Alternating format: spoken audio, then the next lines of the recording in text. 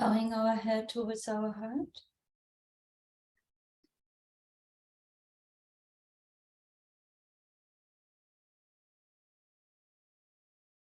And we're tuning in. Asatoma Satgamaya Tamasoma Jyotirgamaya Mitrorma Amritangamaya Om Shanti Shanti Shanti.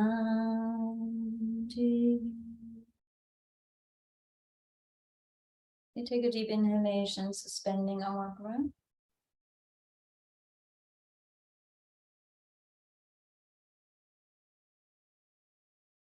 And then we exhale, resting our hands onto our knees. If you sit on the chair, bring your knees wide apart. Keep your arms really straight. We will work our bloodstream and our lungs. So the arms stay straight. That's crucial here. You just inhale, exhale, inhale, exhale. Keep your chin head stable.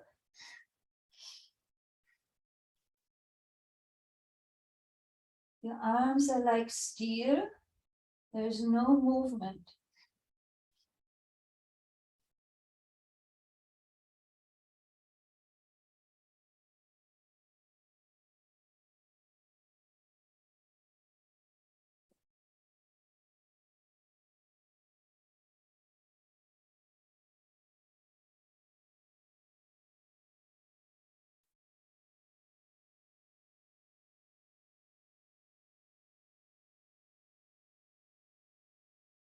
Good, now inhale, suspend the breath and keep the movement going while you're suspending your breath.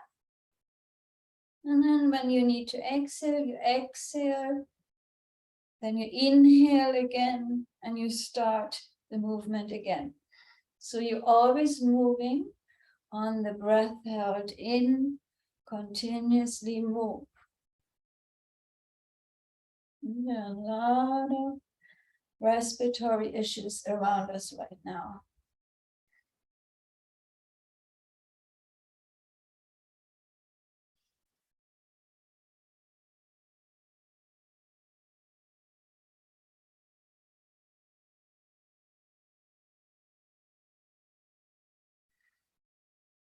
Do your last round.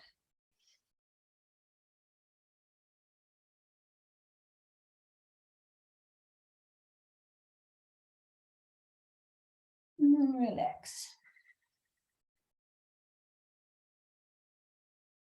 We bring our arms up and we will make the sound ha, H-A. Fingers are spread, arms are in a V shape. Yeah, and then you hit your chest on the sound ha while you're making a fist and you hit your chest like stimulating your lymph, lung meridian,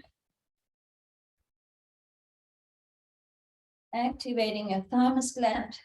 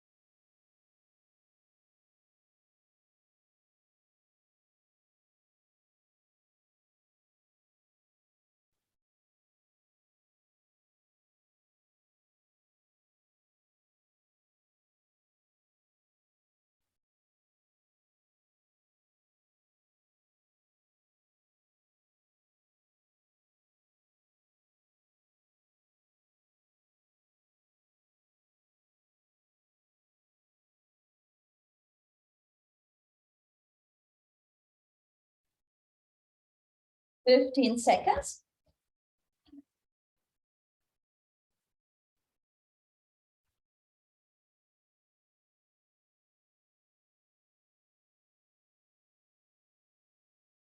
And relax in a way that you have the back of your hands touch in front of your heart center.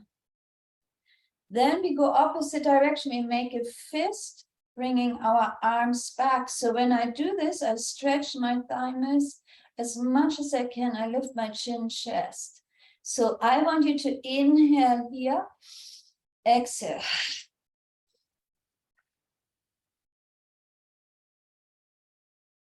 Exhale, open mouth.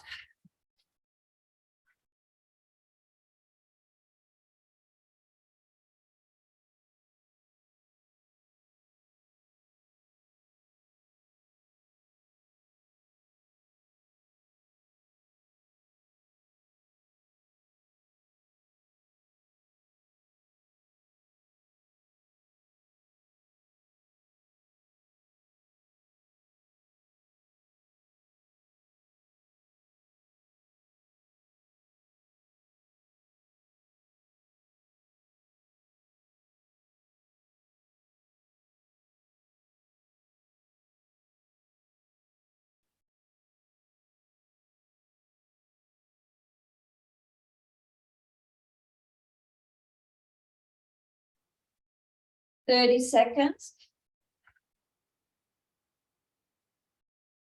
Really bring your elbows back, arch your mid-spine, lift your chin.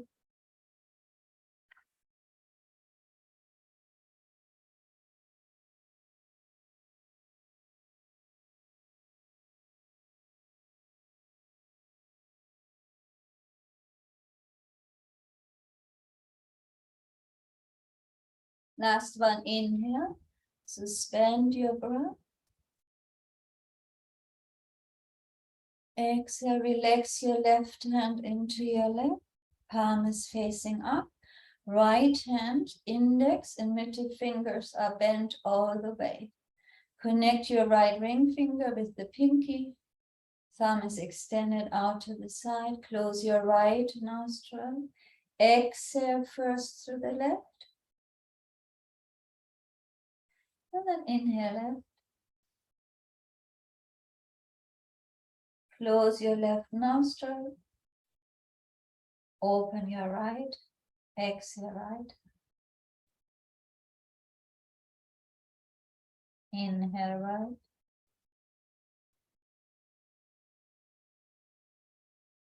Close your right nostril. Open the left. Exhale.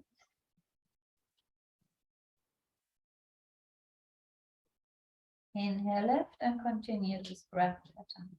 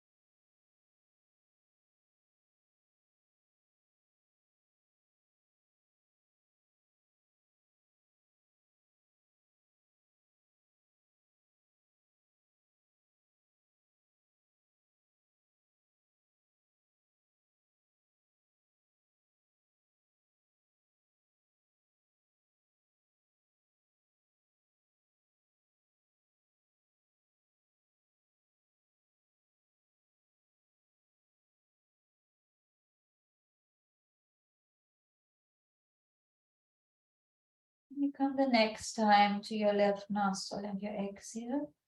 That will conclude your pranayama.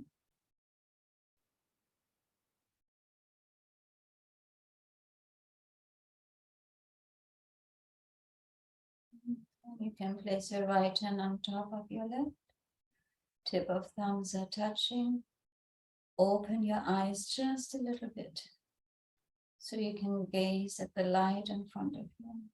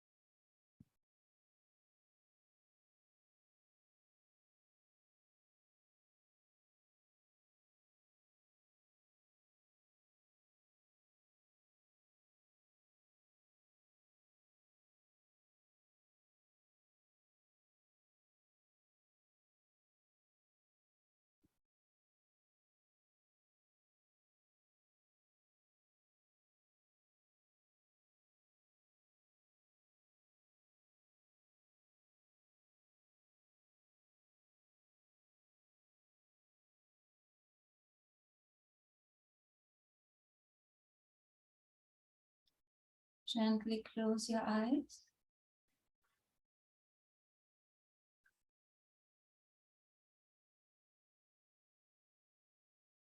Now just follow your breath with your awareness.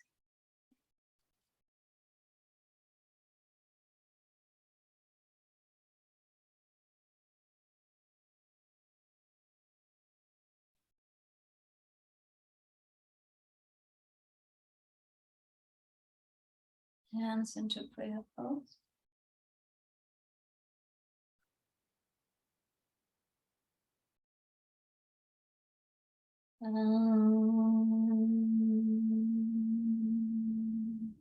Shanti, Shanti.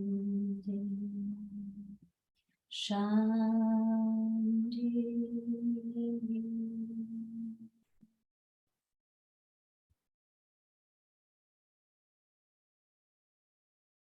Thank you, Siddhi. Good morning, my sweet ladies. I am at last in your time zone. So nice. Back from India. And I wanted to share one sweet travel story with you. So I've traveled on Air India, which was mostly Indians. And I've noticed this before, but it was really obvious this trip, this return, that there are a lot of Indian women, 99% women, who use wheelchairs to get on and off of the airplane. And you notice in many flights that we take, there are maybe one or two people. This flight, they started loading them. There were like 25 of them.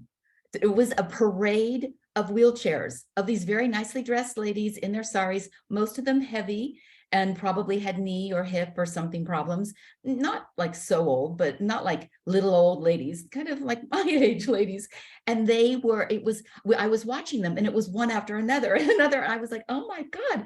So they get them all on, they get them settled, and then we get on the flight. Then when I get off the flight, I'm walking off and I hear one of the airport individuals, the personnel say, as I got closer to the baggage claim, get the wheelchairs, the Air India flights arrived.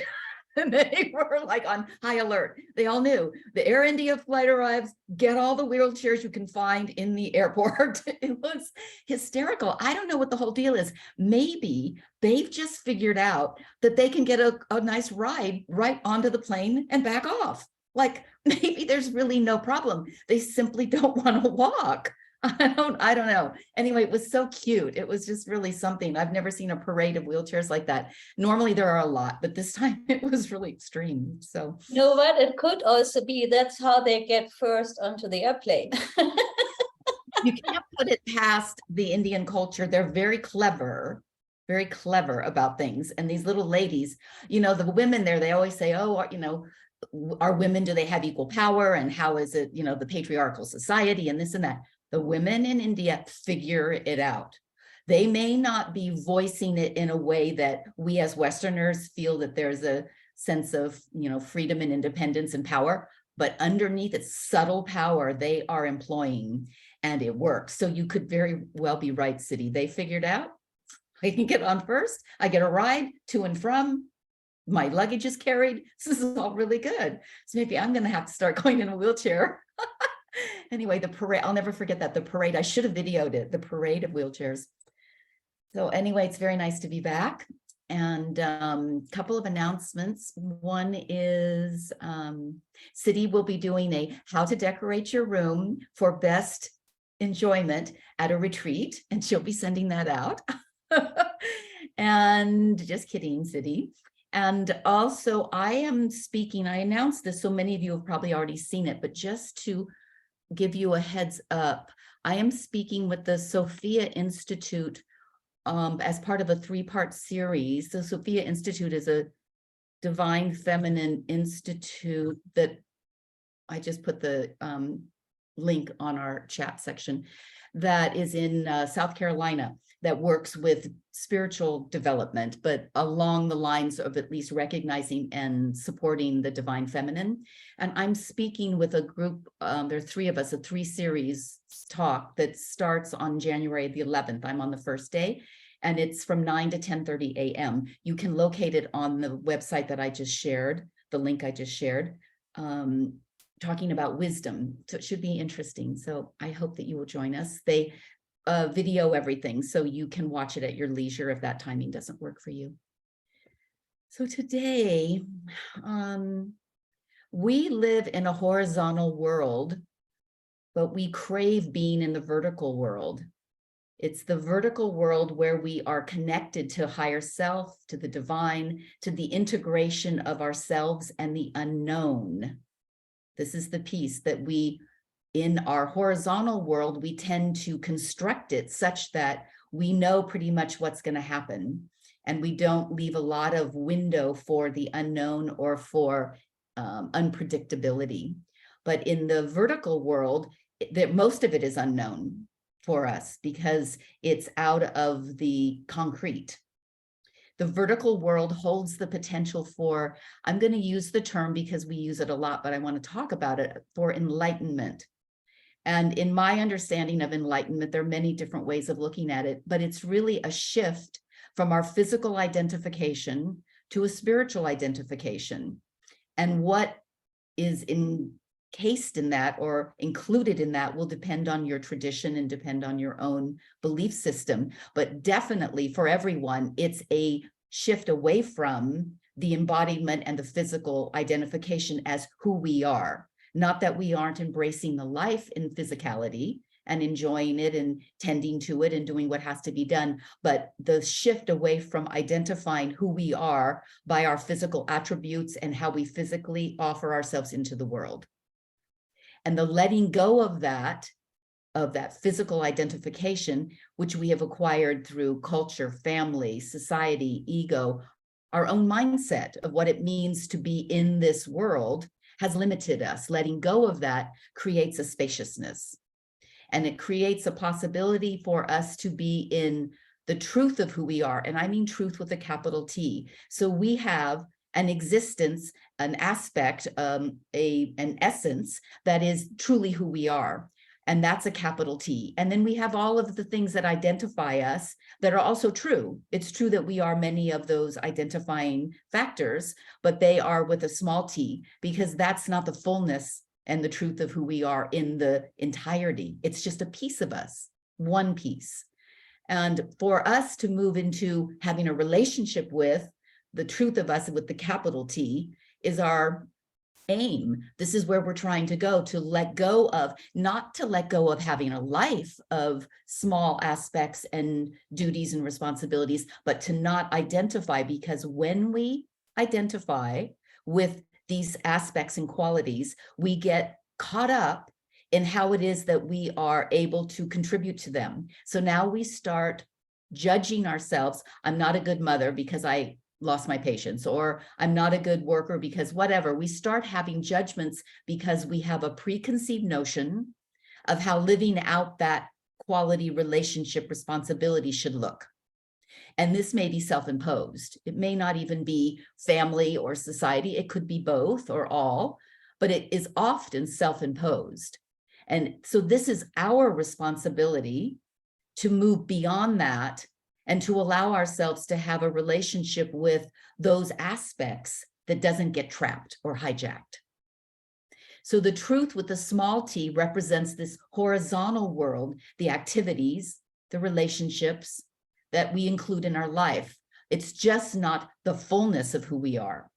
It is very much an identifying responsibility and quality that we carry, because it's true. If you're a mother or a sister or a wife or a worker or whatever, a teacher, those are qualities. They're just not the fullness of you. And if we allow ourselves to get trapped in that, we will live a life that is actually not as dimensional as we want to be. Enlightenment also, as we move in a vertical way to integrate into the unknown, we start to recognize that we're a part of the whole, not separate from.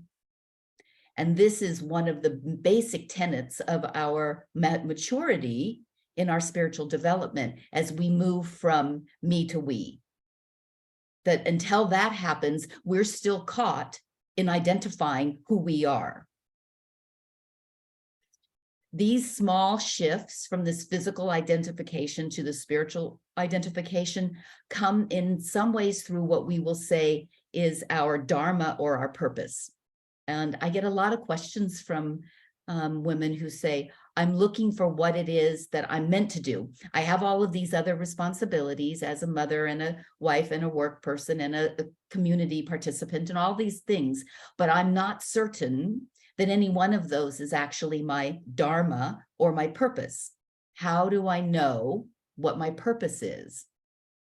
Each individual has a unique expression into the world that is their contribution.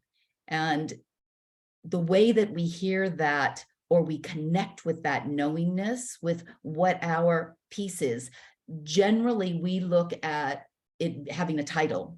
So what I can do is, and it'll be something we can give like attributes to, we can define it. It's very, very easily defined.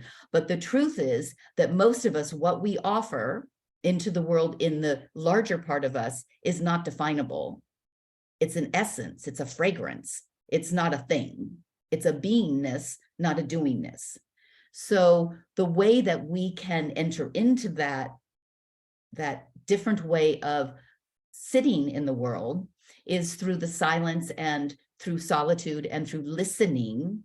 This is why we talk so much about meditating and chanting and gazing at the candle and pranayama and all of the things that we do, because we're trying to establish a more consistent connection with silence and solitude or stillness within us, so that we can hear that resonance that is part of who we are, that really relates to our essence and how we show up in the world, not as a task, as a beingness. You showing up at an event or for your family, sure, you do a lot of things to make something successful, whether it's a gathering or an event, you have tasks associated with it. But where your impact becomes most influential is in the subtlety of you just being present. Because when you're present with the fullness of who you are, there is a calming, there is a spaciousness that opens up for others to have an experience of that event or that gathering that is different from just the little details of having the table set nicely and having the food arrive or whatever it is. Those are all lovely, but there's a quality beyond that, an essence of you beyond that, that is really your calling into the world. And we each show up that way differently in how we hold ourselves, how we express ourselves, even in how you laugh or how the joy or whatever you bring, but it isn't a task. It isn't a task. The titles and the language that we give when people say, what do I do? You know, who am I in the world? Mothering and social activism and beauty in every form, whatever art form people contribute in, communication, technology, hospitality, teaching. These are all fabulous ways that we channel what we can do into the world. The one of those that we show up the most with our essence and our quality of solitude and sweetness is mothering. We do a lot to mother, but we all know as mothers that it's not so much what we do, but how we are being with our children has more impact than all of the doing of organizing the lunches and the events and all the things. Those are great, but there's another layer that's more important and has a quality that's different. One of the things that we learn as we start on this vertical path instead of the horizontal path is that we understand that there's no one task or one responsibility or one label that is more important than another, that they're just constructs of language. And that if we're showing up 100% to whatever it is that we're doing, that's the important thing. That it's not more important to have a job someplace where the ways that we measure in this society often of whether or not we have primacy or more importance in an activity or a label is through money, prestige, and power. But when we start looking at those values and measurement being about essence and fragrance, rather than money, prestige, and power, we start to have a different relationship with how we are. The art of playing on the playground of life is about showing up 100% in that fullness of who you are and not just the doingness of you. Until we separate the doingness from the beingness, we will do more because we can calibrate it and we can recognize it and we can check it off and see that we've done it. So it settles us in a way that we think we're showing up more fully. It's very elusive. Doing is very elusive. Doing begets more doing. It doesn't make you slow down, it makes you add more. We have to consciously slow down the amount of doing we are contributing and actually bring ourselves into the situations in a different way. The great guru and saint, Ramana Maharishi, he is the architect of the question, who am I? And he explored through all of his teachings the stripping away of labels and attachments to the physical body in lieu of no words to identify or limit our truest self. I am nobody instead of I am somebody. When we start recognizing that we are nobody and we aren't, because we are not labeling ourselves, we haven't given ourselves a context to become someone, we can actually live into the fullness of who we really are as our dharma and our purpose in this lifetime. So the question of our purpose and our true nature really becomes, how do I cultivate the quietness of being where all truth is revealed? How do we sink into our no selves while still performing in the very physical world we inhabit? We're here. It's beautiful. The way that we do that is we soften our beliefs about how we should be. We stop identifying concretely with a specific expression. So if we stop labeling ourselves and saying that a mother behaves this way, or a wife behaves this way, or a teacher behaves this way, if we stop limiting ourselves in that and then criticizing ourselves when we don't live into some set of criteria that we have set up, when we soften our beliefs about how we should be, we have an opportunity to live more fully into who we really are. In our parenting, in our coupling, in our career, in our spiritual journey, if we let go of the model of ourselves, of which we have been heavily invested, we find that we can show up in a different way. It's more than just being in the moment. So I hear a lot, people say, well, you just have to be present and be in the moment. It isn't just about being in the moment, because all of us can conjure up for a certain amount of time being present and paying attention. We can all do that. It's about bringing our essence and our fragrance to that moment. That's wholly different than just corralling yourself and saying, okay, I'm present. I see what's happening. I'm here. I'm listening. That's very different than pulling up this essence from inside of yourself and delivering it silently into the gathering, into the space. It's not a doing, it's a being. In this place of fullness and wholeness, we emerge free from restrictive judgments, fears, contradictions. This is where we're living in this pool of ideas about who we should be and how it should be manifested. We have to step out of that because that's limiting. It's limiting. You are so much bigger than that, but you don't trust it or you haven't given definition to it, so you don't step into it. We need to just drop all of that. We have to drop it. There's a freedom or a lightness of being, a subtle power that emerges. It's like the butterfly out of the chrysalis. It's necessary to be in that formation stage. We have to have the time. This is why we do all these practices and disciplines and gathering. It's part of our formation stage. But we eventually have to step out into that, into the butterfly that we are, and allow ourselves to fly. This is the beauty that will emerge. And when this happens, the tension of life dissipates, because all of the tension of life is related to how it is that we've constructed a model of how we should be and how everything else should be. I'm not even going into the rest of the world. It's too complex. Just you, just how you should be. You have a model in your head. And until we let go of that, we can't access the beauty and we hold tension. But as soon as we access that, natural beauty, essence, fragrance emerges, and the tensions of life that are related to this model of somehow living into something that is going to make us happy or joyful or feel better or honor someone else or whatever the language is you put with it, that tension will dissipate.